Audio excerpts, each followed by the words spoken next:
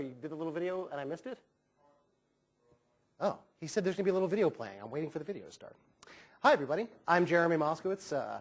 Some of you know that yesterday I had a little trouble. And that trouble put me in the hospital. So I'm fine. Everything's fine. It started off with me having a little pressure behind my ear. I wasn't sure if I could fly. So I went to go see a doctor yesterday down at CityMed or whatever it's called. And they said, you've got pneumonia. You're going right to the hospital. Great. So before I get started on Total Workstation Lockdown Your action plan, which I plan on giving you lots and lots of awesome stuff to get you to where you need to go, I'm going to teach you really faster, give you my perspective of what I learned from a day in a Kiwi hospital. All right. So first, I found out where you stash the really New Zealands and the really old Zealands. All right. Then I found out if you want to have the height of New Zealand high fashion, they force you to wear this. So they weren't sure if I had SARS or the pig virus or whatever. So they put me in quarantine all day long. I had no phone or internet access or anything. It was a little weird. And then the last thing is that I've come to love the Craters and Cones in Auckland and note that they are to be left alone. And before I got sick, actually, I got to visit one of them. But I learned in the hospital, my personal Craters and Cones were definitely not left alone. All right. So again, I'm really glad to be here. I want to personally take a moment to thank Alan Birchall for stepping up yesterday and taking over my session.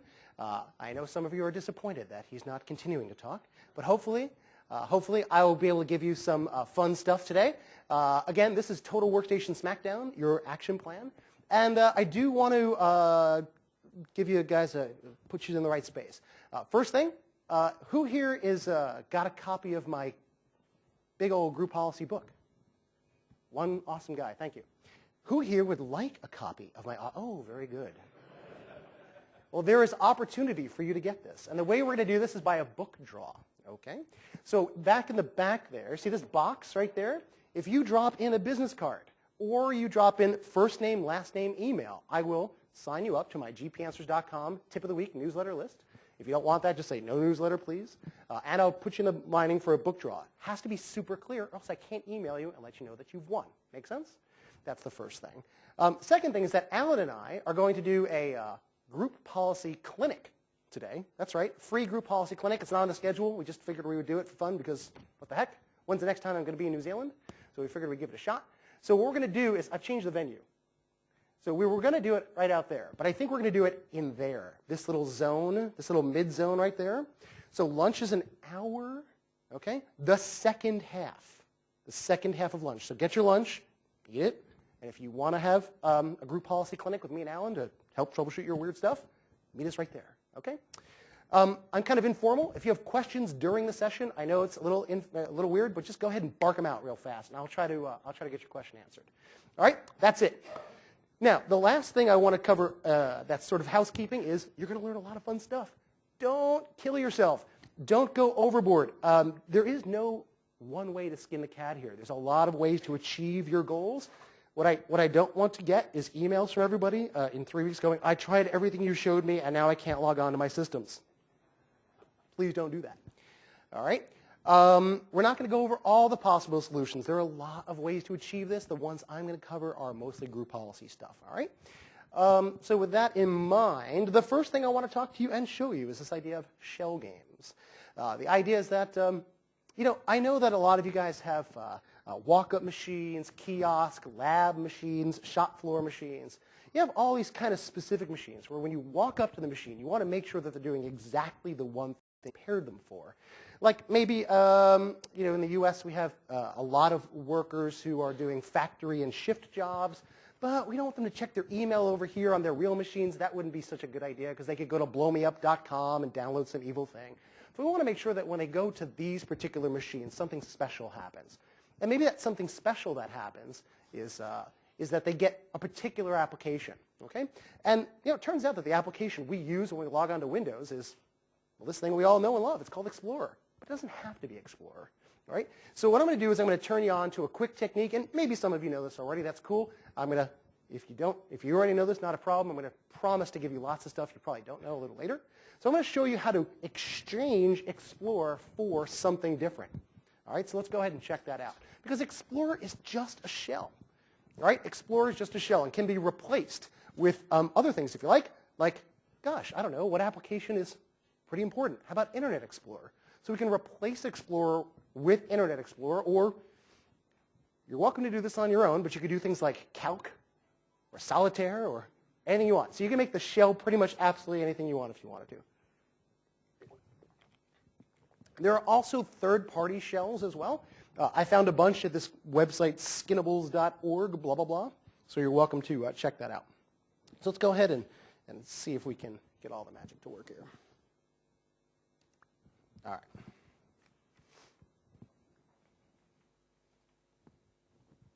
Okay, that was weird. All right, come back to that puppy a little later here. So my little setup here is not very complicated. I have a domain controller here, and I have a Windows 7 machine over there. And what I'm going to do here is I've got my sales guys, and I'm going to make all of my East sales user guys get the new shell.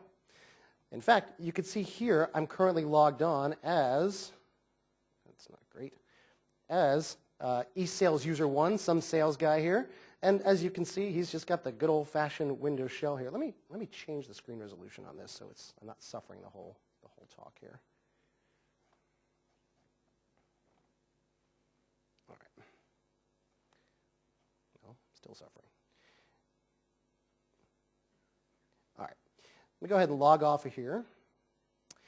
And on my domain controller here, I'm using the GPMC. I'm going to simply create a new GPO here against my East Sales user guys here. And what I want to achieve here is I'm going to replace the shell. All right. Now, I want to discourage you from frantically writing down everything I'm about to do. Why is that? Because if you drop your name in the box, I'm going to give you a video with all the step-by-steps. Let me say that again. It's better if you don't have to write everything down, because I'm going to give you a video with everything I'm about to do. All right? If that's interesting for you, again, that's the way I'm going to be able to communicate with you. So under the user side, under policies, under admin templates here, I'm looking for system and this thing called custom user interface. Wants to come up there. All right, I'm going to turn this puppy on, and then I'm going to call this thing. I'm going to put it in quotes, and I'll tell you why in a second. /program files, and somebody has to look over my shoulder, make sure I don't screw this up. Internet Explorer, iExplore, iexplore.exe. Okay, now it's in quotes, of course, because I've got a space. All right, if you happen to stash your weird app or shell in /stuff/new shell.exe, you wouldn't have to do this, but I put it in quotes here. All right. And I'll go ahead and click OK here. Let me also change the resolution of this puppy, too. This wasn't an issue. Let's go ahead and do it.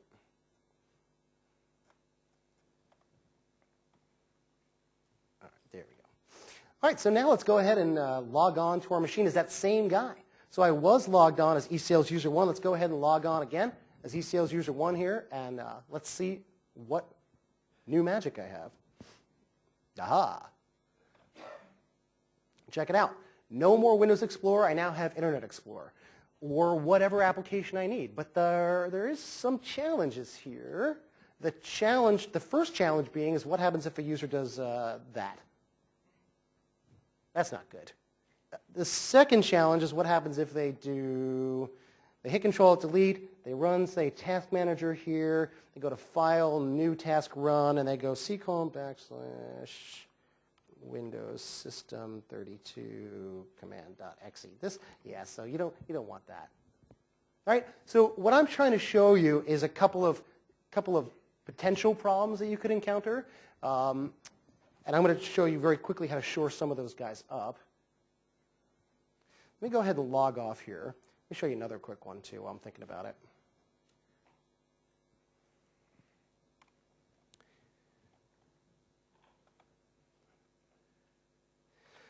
Meanwhile, you could also right-click, go to menu bar here, go to File, Open, and you could also, there we go, okay. How about never ask me? Why isn't that an option? File, Open. There we go. You could also do something crazy like this, C:\Windows System 32 command.exe. This also works. Right? Not great. So we need to kind of shore these puppies up. So let me just show you one or two of them real fast, but then we're gonna move on. All right, so back here in the GPO here, I can use the same or different GPO. Maybe the first thing I want to do is kill that task manager, that pesky task manager there. So there it is. I'll remove the task manager. That's a good start right there. And then the next thing I kind of want to do is to, for Internet Explorer here, for Windows components, Internet Explorer here, under browser menus, I want to disable the open menu. And I also want to do not allow, let's see if I can find this puppy. There's disable closing or something somewhere. File menu, that's why. Browser menu. File menu, disable. Here we go. Disable closing the browser. So all three of those little problems that I just demonstrated, I cleaned up in about 2 seconds. So I'll go ahead and log off here.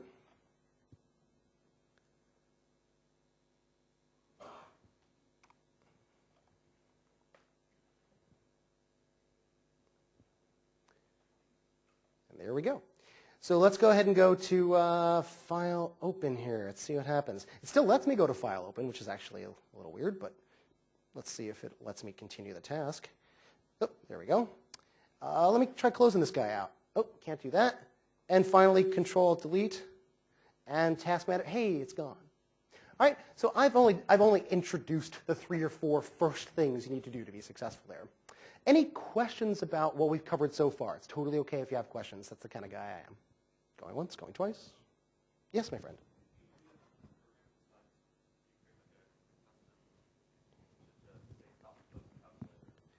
Yeah, so the question is, when other apps are substituted as the shell, can you teach those other apps using policy how to behave? Is that your question? The answer is possibly. We're going to learn how to do that at the end of today's session, so stay tuned for that. Your particular question was, can I prevent apps from being closed? And I think the application needs to be coded in order to do that magic.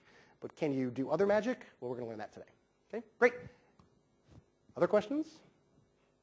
Okay, all right. You know, I got this little problem, though. The problem is that I've locked this computer down based on who it is. That's not really what I want to do. I mean, I don't want to say wherever Johnny goes, Johnny gets locked down. That's not really what I want. What I said my situation was, I said whenever I'm on these particular computers, these computers that are on the shop floor, or these computers that are in the cafeteria, or in the library, does that make sense? I have this problem. The problem is I want to take these user-side things, and I want my computers to eat it. How do I do that? Well, that's what we're going to learn now. Yep. So, just to prove I'm not pulling a fast one on you here, if I were to go back to my little UI here, here's a whole other gaggle of users, these West Sales guys. All right, if I were to log on as a West Sales user guy here,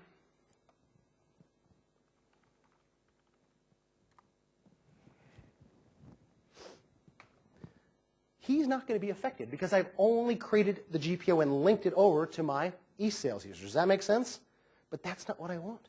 What I want is to make it so that whenever I'm on these computers, it embraces those settings. Now, I know you've heard the term before, but oops. I spelled West wrong. West Sales User 1. All right, I know you've heard the term before, but today's the day you get this problem handled. Today, we're going to learn about this thing called loopback policy processing mode. Okay? There we go. Right? Who here has ever heard the term loopback mode? Who here has struggled with the devil that is loopback policy processing mode? Of course you have. Here's the deal. Today's the day you get this problem licked. Again, what we're trying to do is configure a bunch of computers to do our user-side bidding.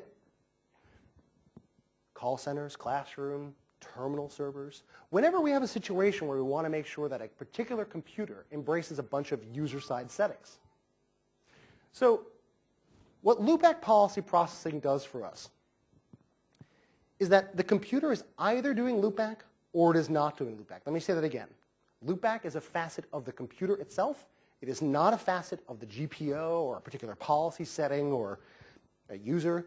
The computer is either doing it or it is not doing it. So when you tell the computer to do loopback policy processing mode, its brain works differently all of a sudden. Its normal brain says, when the computer starts up, let me get all that computer stuff. When the user logs on, let me get all that user stuff. When loopback is on, something different happens. When loopback is on, the computer says, right, I know I'm supposed to normally get the user-side stuff. I'm going to throw that stuff out. And instead of having the user-side stuff, I'm going to pretend that I'm a user. That's what the computer says. I'm going to pretend I'm a user. And then look up and download all the site, domain, and OU GPOs as if it were a user. What's the net result? Everybody who logs on to a particular computer gets the exact same experience. Okay? That's the point. So let's go ahead and see the magic happen. So back to my example here where I've logged on here as this other guy, West Sales User 1. That's not really what I want to do at all. What I want to do is, let's take it back to the 20-yard line here, as we say. If I were to take this replace shell edict and delete it from here and find, well, I don't have a place for my shop floor or kiosk or lab machine. So let me go ahead and create a new OU here. Call it kiosk here. And I'm also going to drag in Win 7 computer into the kiosk OU. All right, so I moved the computer into that new place. That's all great. And I'm going to link that GPO that I pre-created before, that replace shell stuff, over to where that computer is. I'm done, right? No. The computer can't read all the user-side stuff that I did 15 minutes ago. The computer has no way to do that unless I teach the computer to change the way its brain works. So I can either do it in the same GPO or in a different GPO. I prefer a different GPO, so I'll go ahead and do that here. And I will do loopback. All right. So I'm going to dive down under computer side, because again, the computer is either doing it or it's not. Computer side, policies, admin templates, system, group policy. And what's that? You're furiously writing this down? You don't need to, because I'm going to send you videos if you want them. Does that make sense? Okay. Okay, user group policy loopback processing mode. All right, I'm going to click enabled here, and the only thing we've talked about so far is replace. We're not going to have time to go into the other one. We're just going to do this guy right here. And that's it, all right? Although that's not quite it, because what I do need to do is it would behoove me to shut this guy down and restart it. So let me go ahead and hit Control-Delete and do that instead.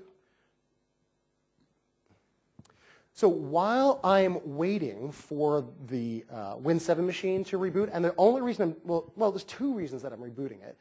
One is that I moved it from sales to market, from nowhere to the sales kiosk OU, and the other reason is loopback troubleshooting is easier if you've just rebooted.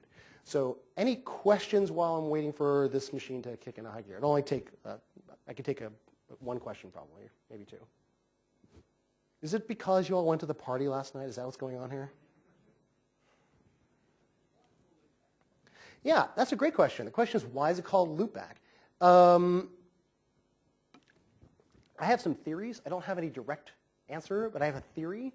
I think the answer is that when you look at the way group policy is processed on paper, and this goes way back to the patent of group policy, by the way. You have to look at it, and they have all these diagrams. It's looping back at the beginning. It's recalling the user-based group policy objects again, so it's looping it back. I'm pretty sure that's right. Okay, so now what I've got here is, well, hopefully perfection. Whoever logs onto this machine now, it doesn't matter who I am, I should get exactly the same result. So before you saw me log on as that West Sales user 1 character, let's go ahead and do that again. And instead of having the regular Windows shell, I should have the replacement Windows shell. And if I log on as, there we go. And if I log on as any user who's never logged on before, they should also have the replacement shell. So I'm now decoupled from the wherever Johnny goes, Johnny gets these settings, to whoever's on these machines get these settings. Does that make sense? So now we're incrementally walking forward to your workstation lockdown plan. Does everybody still feel like they're in the right session? Okay, just making sure. We're not in like SQL expressions or blend or anything weird. Okay, just making sure. What's that? How do I do admin? How do you mean? So his question is, wow, it sounds like I've got a little problem here. The problem that you are so wonderfully addressing is what happens if I try to log on as, say, administrator at fabricam.com. This is your question, right? Okay, so I'm not going to show you, but we can talk about it. So the idea is that using security filtering, you can bypass who gets the policy setting. Now be careful to know which things you're bypassing. You can't bypass loopback because loopback is either on for the computer or it's not. But you can bypass the particular setting that's giving you the thorn. That's how I would do it. Okay? All right? So what I'm going to do is I'm going to make sure that I don't keep working on this loopback stuff anymore. So I'm going to remove that guy. I'm also going to, just because I can, I'm going to turn this guy off. I know, just flying without a net here. You guys like to throw people off buildings a lot here in New Zealand, so I'm going to just go with that. And I'm going to work without a net here, and I'm going to go back to my Windows 7 computer here. I'm going to apply this guy, just so I don't have any weirdness for later demos, and start it back up.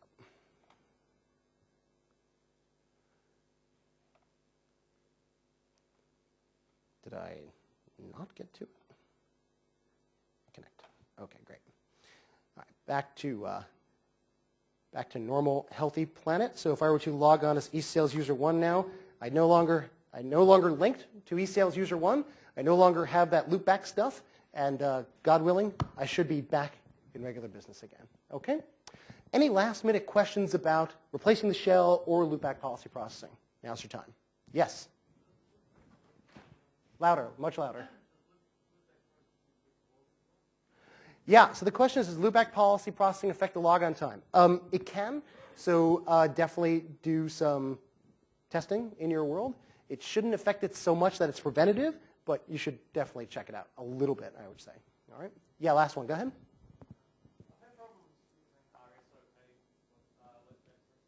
Really?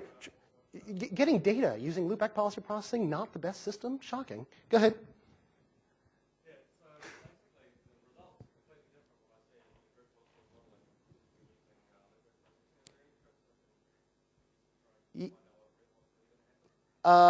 Yeah, the question is, so sometimes the data that you're getting out of RSOP with loopback policy processing can be inconsistent with what you're actually seeing. Is there a way for you to get finer tuned? Is that your question? Yeah. So the best advice I would give to you is to use pen and paper, which is not great advice, I know, but if you use pen and paper to actually chart it all out, your troubleshooting will be easier in the first place. Does that, I know that I'm not trying to sidestep your advice. Okay, great. All right.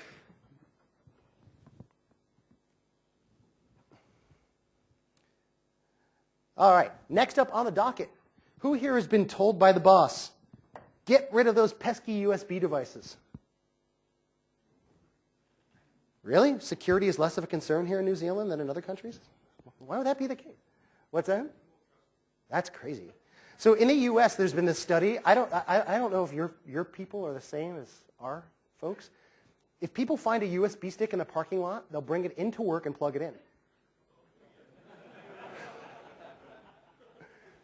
That doesn't sound like a great idea. It's just human nature. You want to know what's on it. So let me ask you again. Would it be useful for you to find out today, walking out of the session, what it would take to lock down USB ports? Okay, here we go. Now, I'm not going to do that demo. but I'm going to give you the building blocks in order to make that happen. What's that? No. Now I'm going to give you the exact same technique. The only trick that's different is that I can't, because of the virtualization nonsense and all that stuff's going on, we're going to pretend. We're not going to do locking out of USB ports. We're going to do locking out of CD-ROM drives. Same basic idea, okay? Just going to exchange USB sticks for CD-ROM drives, okay? That's all we're going to do. So there's two ways to do this. I'm going to actually do the policy-based method. So let's go ahead and show you this. And I'm going to use this machine here, my Windows 2008 R2 machine, to do this. And what I'm going to do is I'm going to create the GPO first, then I'm going to link it. So I'm going to turn off CD-ROMs here, all right? And I'm going to look for the policy. And again, you don't need to furiously write this down. I'm going to give you a video that shows you how to do this. So under computer side, policies, admin templates, under system, there's device installation restrictions. Now, there are a couple of ways to use this one here, but the thing we're going to do is prevent installation of devices that match any of these device IDs. So why would we care? I don't know if you guys get this particular hardware type that we get in the US. It's called an iron key. Okay, for those who are not in the know, iron keys are the coolest little thing ever. They're a USB stick that when you start hacking at it, after 10 retries, they explode. I don't know if they actually explode, but they burn up and they're unusable. So you could say things like, allow no USB keys except for my iron keys. Does that make sense? I'm just giving you some ideas to play with. So you can check these out. But for now, what we're going to do is we're going to prevent installation of devices that match any of these device IDs. And hey, you've got a big blank white box there. That's not super useful. So what we're going to do is we're going to go to the hardware manager to discover what hardware devices we have on this machine. All right.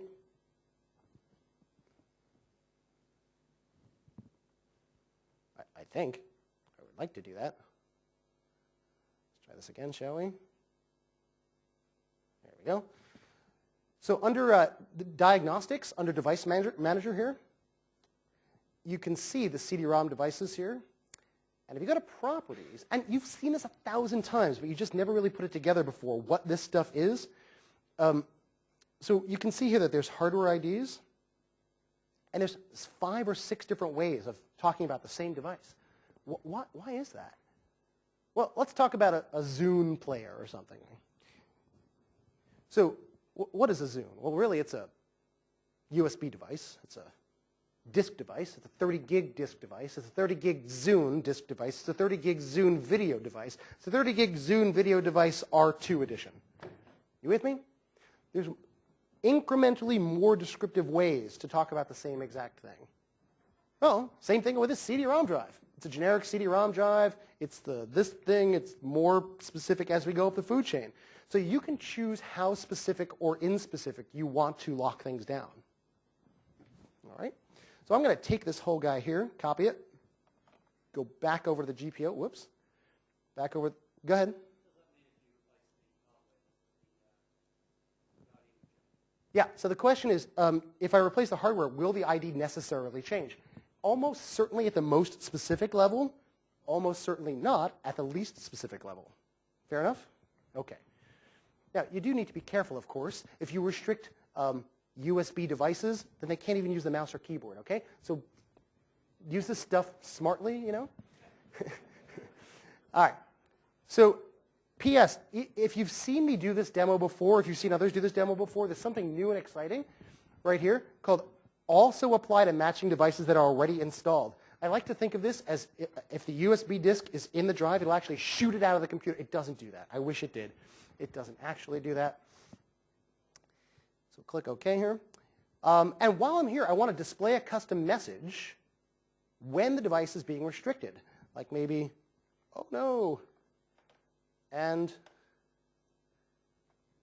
you blew it up. All right? So now that I've got my perfect policy setting ready to go, I'm going to link it to the whole domain. I know I probably shouldn't really do that, but I'm going to anyway. So I'm going to pick this guy and turn off CD-ROMs here. And you need to watch 3 things at once. This is a little bit of a brain burner here. You're going to watch the CD-ROMs here, and you're going to watch the bottom right notification area, as it's called. All right.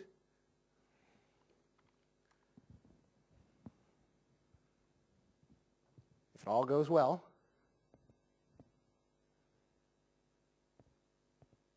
boom.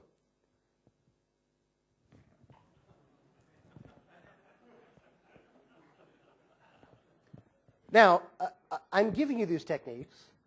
You will not do this on fellow administrators. I know you're thinking it. All right, I can handle a question or two at this point. I can't see you if you have your hand up, so just call it out. Where are you? Yep.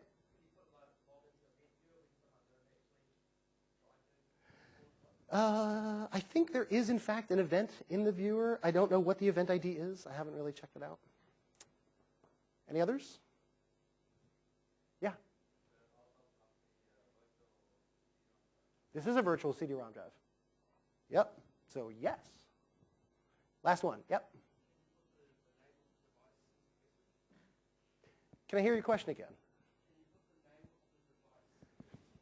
If there's a way to do it, can you put the name of the device that is prevented into the message? That's your question? If there is a magic way to do that, it is not evident to me. Yeah.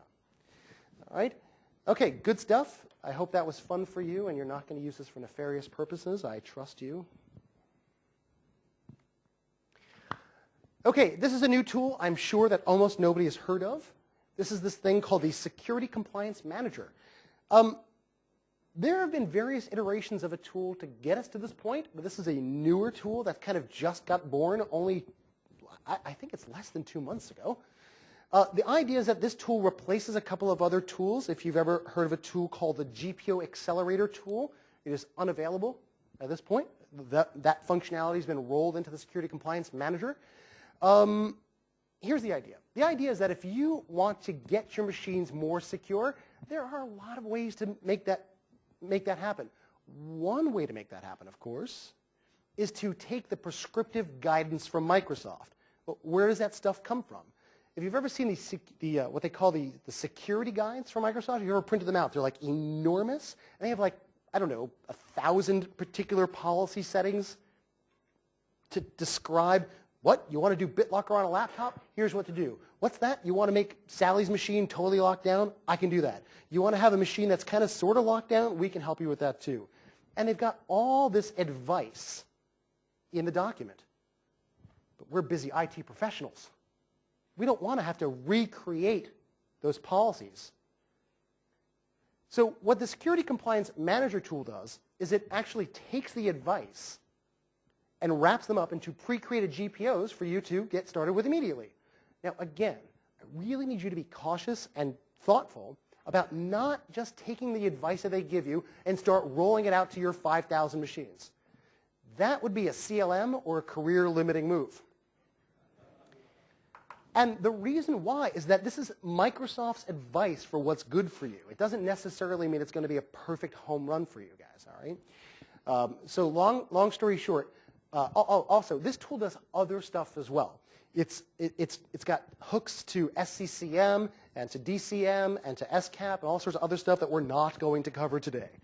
If those words are meaningful to you, you can learn more about the Security Compliance Manager, but we're not going to cover all that stuff today. But let's go ahead and, before I do that, I thought I had all the billions of slides there, but I don't. I cut it short. Not a problem, not a problem. So let's go ahead and take a look at my other guy here. Oops. Server. Here we go. All right. So I've got this machine running here. This is a server machine. And let me close this guy out because I just want to show you what it looks like starting up. Now, I learned the hard way, actually, that you can't install this tool on a server, on a domain controller. It has to be on a non-domain controller. That took a while to figure out, but that's showbiz. Let me go ahead and run the tool here and show you kind of how it works and what it does.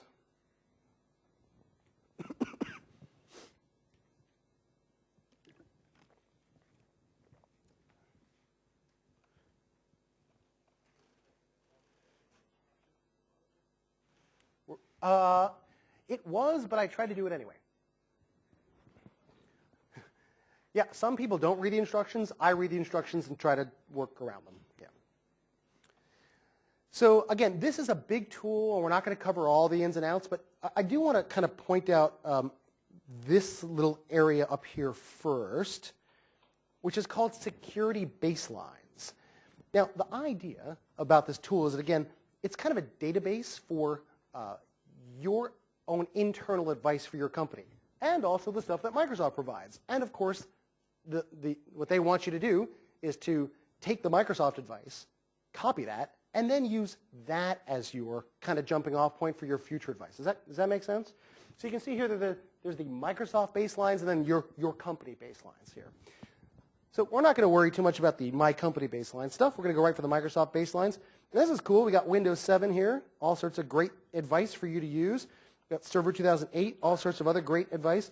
Now, P.S., if you're wondering what these codes are all about, there's EC, which is Enterprise Computer, and there's SSLF, which is Single Something Limited Functionality. I can't remember what that is. SS, Single, anybody know?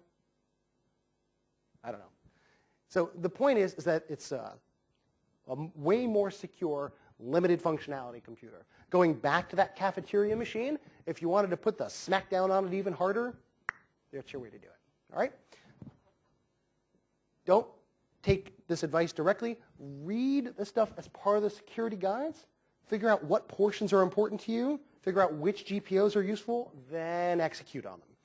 So if you kind of walk through this tool a little bit here, we decide we want to deploy the EC desktop settings here. We'll go ahead and click on this guy here. Look at all the bajillions of settings that they've plopped in here already. That's pretty cool.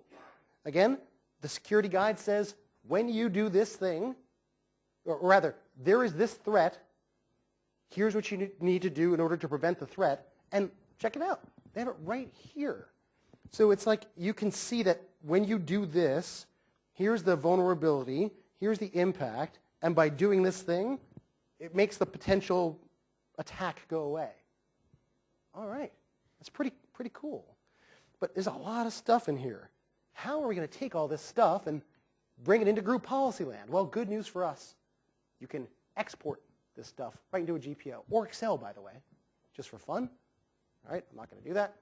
You can create an Excel file here. I'm going to create a GPO backup, and I'm going to go put it right on my desktop for quick reference. I'll call this backup 1. Boom, that's it. So this is a GPO backup. Well, let's see. Let's go ahead and figure out what I'm going to do with this GPO backup here. I'm kind of, oops, making me crazy here. Fix this one last time here. All right. So now that I've got this guy here, let me run the GPMC. I'm going to, restore from backup.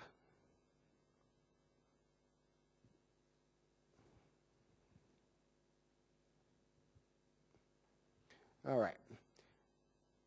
So let's go back over to my kiosk OU here. I will, well, let me create it right here. So I will killer secure policy. Right-click over this guy, and I will import settings. Sorry, I'll try to restore from backup first. Okay. So I click on next here. Click on browse. Find my backup. Click OK. And hey, no backups found. That doesn't make any sense. I just had a backup GPO. What gives? So the idea is that what they used as internal to the security guides is going to be different than your domain. So you're going to need to translate between what's in the security guides and your domain. And that's a whole other topic for a whole different day called migration tables or backup and import. We're not going to cover that. What I am going to show you is the basic importing. All right? So what you're going to take away from this little talk is, when I go to do a restore, it's not going to work. What I am going to do is do an import. Fair enough? All right. So right-click over, go to import. And again, I'm not going to be able to cover all the nuances of the import procedure, but aha, there it is. You can see here the desktop policy includes blah, blah, blah, blah, blah, blah, blah. Click on that guy. Click on next. And look at that. We now have a wonderful new secure GPO with all sorts of awesome guidance and bells and whistles and stuff. Now, before I forget, it turns out that one of the key things that I get asked about for this tool is, when's the Office 2010 stuff coming out? Real soon. So if you want more guidance for how to lock down your desktops for Office 2010, coming soon to a theater near you will be prescriptive guidance that you can import into the security security compliance manager, rather, and export into GPOs and use them in your world. So any questions about this tool that I can answer? Yeah?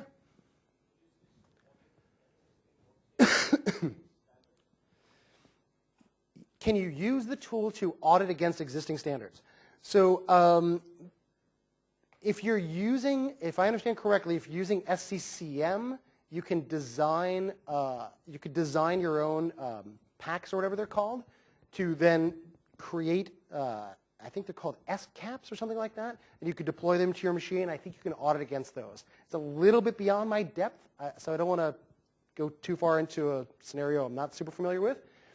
There's not a lot of data on this tool yet. I have a feeling it's going to be real popular real soon. There's a couple of blog entries and like a little video and not a lot else. So this is kind of new stuff. So I'm hoping that it's good to kind of see a sneak preview of a new tool.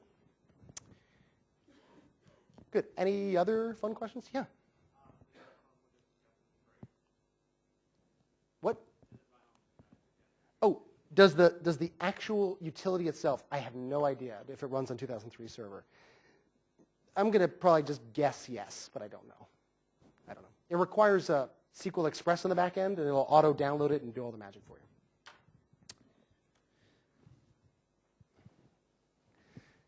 So, I was talking with a couple of folks before we kind of got started today, and they were telling me, I got this big problem. The problem is I have people that walk up to these shop floor machines, and every time they walk up to these library machines, and they log on with their credentials, they log on with their stuff, and all of their stinking group policy objects come down. And I was like, oh, good, we're going to talk about that loopback stuff. That's important. But what happens if somebody dumps a bunch of files on that machine? What happens if they change the XYZ configuration on that machine of some application or Windows itself? Wouldn't it be amazing if there was some magical technology to snapshot back Windows to a pristine state? Well, it turns out there is. Yes, we're going to get to that in a second. So the idea is that the Windows version of that tool is this thing called Windows Steady State, okay? So the idea is that it ensures that machines will not be modified in a hostile environment. Actually, it's not exactly true. They are, in fact, modified. The stuff just isn't maintained. That's the trick. Stuff isn't maintained. So this is great for schools, home use, internet cafes, walk-up machines, any of that stuff. I'm not going to demo it today because we're short on time. And the other trick is that it only exists for Vista and XP. What's that? You want to do this for Windows 7? No problem. There are some steady-state-like items for Windows 7. One that I'm sure probably nobody's ever heard of is this free one called, I think it's pronounced Wioski, which I think is Danish for kiosk. And it's very cool. The guy figured out a way to boot Windows 7 using a VHD and puts a whole wrapper around that and then does the snapshot with that. Very cool, very cool. I haven't personally tested, but I'm sure it's pretty neat. Commercial tools, there's Deep Freeze from Phoronix, which is also Windows 7 compatible. All right. Alan and I are going to do a two-man session on AppLocker and BitLocker, but I do want to cover this in quick drive-by right now, which is that sometimes, you want the application to run, and sometimes you want the application smacked down. Depends on where the user is or who they are. And that is what app locker and software restriction policies are all about. Now, again, we're going to cover this in excruciating details a little bit later today, so I don't want to cover this too much. But I do want to just sort of note a couple of key points in case, well, if I go back to the hospital, that's important, or if you decide not to come to our session, which is, first and foremost, app locker is not available in all editions of Windows 7. I was talking to somebody over here, a new friend of mine, and he was saying, yeah, this app locker stuff sounds great. Too bad I can't use it. I said, oh, wow, some kind of restriction? He goes, no, we're not licensed for it because we don't have Windows 7 Ultimate or Enterprise. It's not available as part of Professional. Okay? It's a key takeaway. Also, is that software restriction policy that's born in XP continues forward XP and later, including Windows 7. And we'll talk more about that during our big talk. The other, and the kind of the last thing I kind of want to cover here is this idea of application settings lockout. Totally putting a smackdown on an application, that's really important. I can appreciate that. We don't want the weather bugs of the world to run. We don't want the evil app.exe to run. And I'm going to show you in excruciating detail later today how to make that happen, I promise. But there's a middle ground. Let's take Office first, for an example. We want Office to run, but do we always want every user to have the ability to run all aspects of Office? Not so much, right? Well, it turns out that in the box, there's a way to control Office. And so I'm going to show you what this looks like real fast, because you've probably seen this before, or maybe not, rather. So what I'm going to do is on my domain controller here, go back to my GPMC console. Now, I don't have Office loaded here, so this is kind of a demo of the mind, so to speak. But imagine I wanted to control Office 2010 or something like that. Now, P.S., if you're going to leave, not that we have plenty of time, but if you decide to leave, the only way you're going to be in the running for one of the books, by the way, is if you drop the business card or first name, last name, email address in the box. That's back there. Okay? Just saying, if you leave through that door, that would be a poor choice. All right. Okay, so if I dive down under Policies, Admin Templates here, and hey, there's nothing in the box that lets me control Office. Well, it turns out that that stuff's downloadable, and I've already gone through the motion. I've downloaded that stuff. So here on this machine, there it is, my Office 2010 ADMXs, and here is this is a whole kind of other topic for a whole different day. But if you want to add more stuff that you can manage to group policy, you can do with additional ADM or ADMX files. Now, I've already got these ADMX files here. What I want to do is put them in the right place. And for me, that right place happens to be in the central store. So that's :/Windows sysvol. Under Policies, and there's policy definitions. We'll get to this policy pack thing in a second. And here's all the definitions for what I can do in group policy land. Now, all I got to do is put them in the right place. So I'm going to take all of my Office settings that I downloaded, copy those guys in. And I think you guys use the same definitions we do in the US, EN-US, right? Yeah? Whoops. Copy those guys in.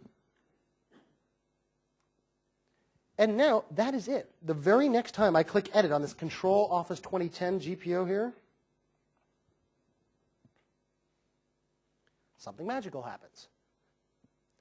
And that something magical is that the next time I go to user-side policy settings here, boom. What's that? You want Project to run, or you want, Outlook to run, but you don't want some little setting to be available to a user. That is how you make that happen. Okay, that makes a lot of sense. You want the application to run. You don't want all the application to run. There's a problem, isn't there? The problem is that it's great when application manufacturers have their own way to lock things down. It's great when they have ADM or ADMX files. Can you name 10 applications that have their own ADM or ADMX file?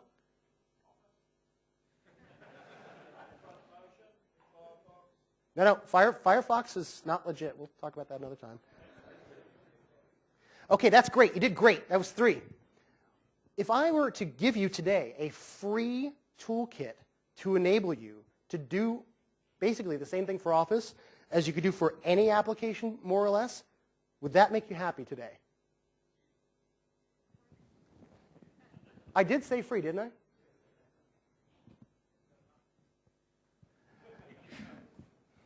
So, let me show you my tool. This is called Policy Pack. There are 2 versions. There's the Community Edition, and there's, of course, the Professional Edition. Let's kind of take it back and let's look at it from a user perspective, shall we? So as a user, whoops. So as a user here, let me go ahead and let's play pretend.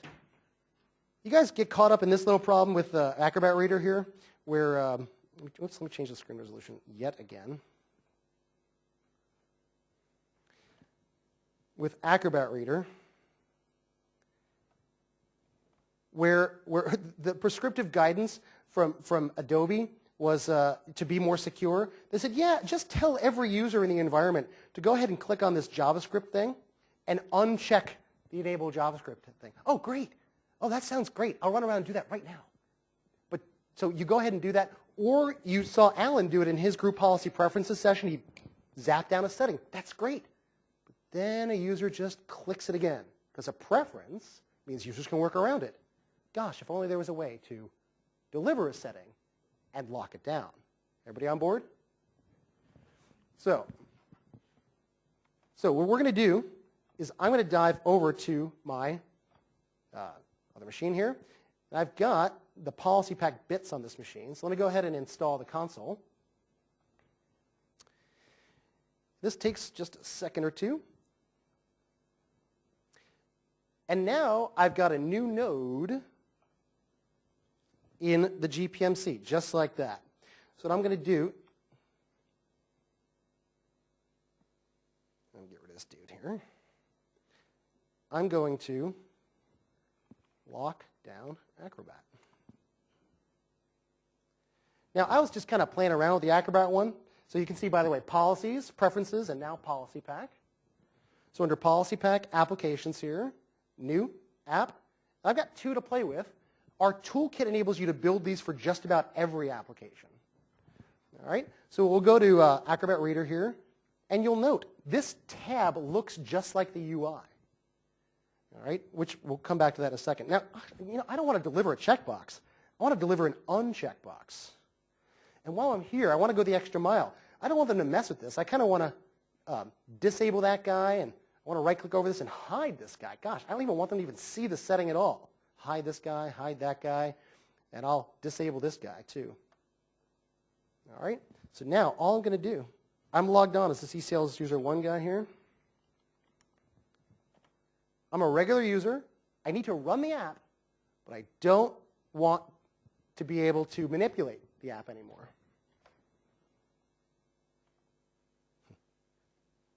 And I just lost the ability to use the hard drive, or CD-ROM. All right, so we run Acrobat Reader, go to Edit Preferences here.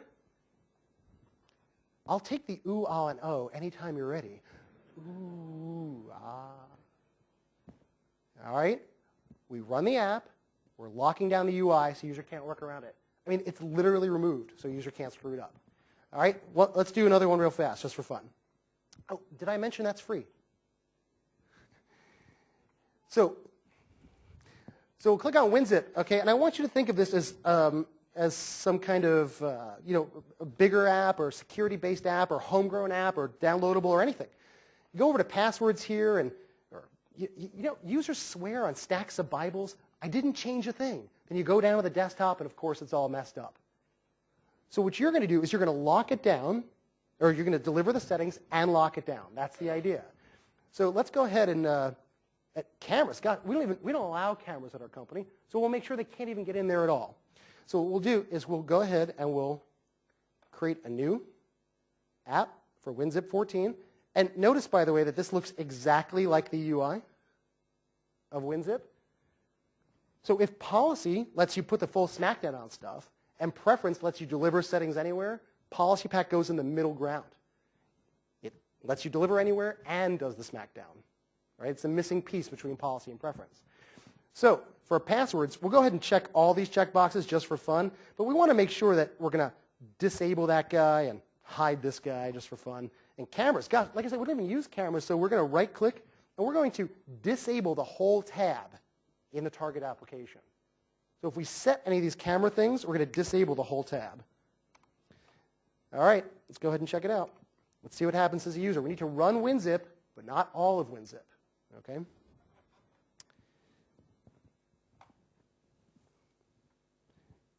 when we do this,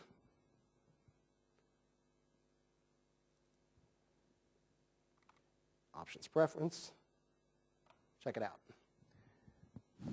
Go to cameras, not clickable.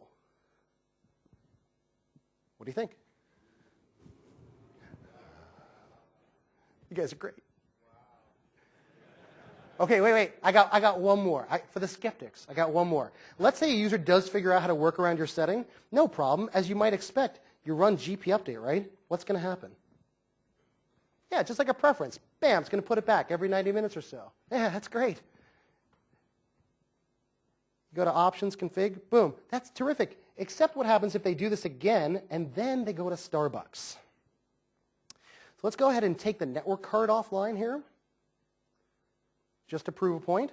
So now I'm at Starbucks. Everybody on board with the scenario? I go to options, config, I mess it up, it doesn't work. I then go to GP update. But what happens now? Oh, it doesn't work. Windows 7 says, I need new stuff. Domain controller not available, and we'll get a Windows 7 error message. Gosh, if only there was a way to fix my problem. Well, there is. You just have them, I know this is heavy-duty stuff. I think your help desk can handle this. You tell them to log off and log back on. Wait, let me say that again. I don't know if that sunk in. You just have them log off and log back on, and that solves the problem. What that's not fast enough, and they're on the phone with you, you can have them type the command, not GP update, but PP update. And that fast, you put it back.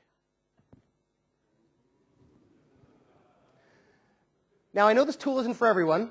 Thank you very much. I didn't know how many people were going to be in this session. I didn't know New Zealand was this big. I didn't. So I have like 40 slicks about Policy Pack, which I'm going to ask Alan to take from me. And they'll be in the back there. I need only the 40 most serious people to take these slicks. No, I can't give them to you. They'll be over there waiting for you when you drop your...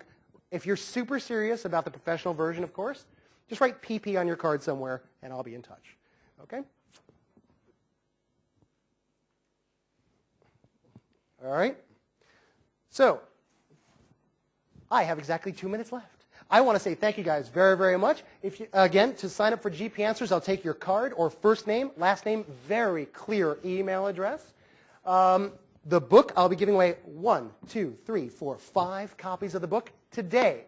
5 copies. And again, I hope you enjoyed Policy Pack. And guys, I'm so glad I made it out of the hospital so I can give you all this great stuff. Thank you very, very much. Really appreciate it. All right. To take more questions, what I'm going to do is I'm going to leave the stage. I will be outside taking more questions so I can give the next presenter the needed time he needs. Thank you guys again.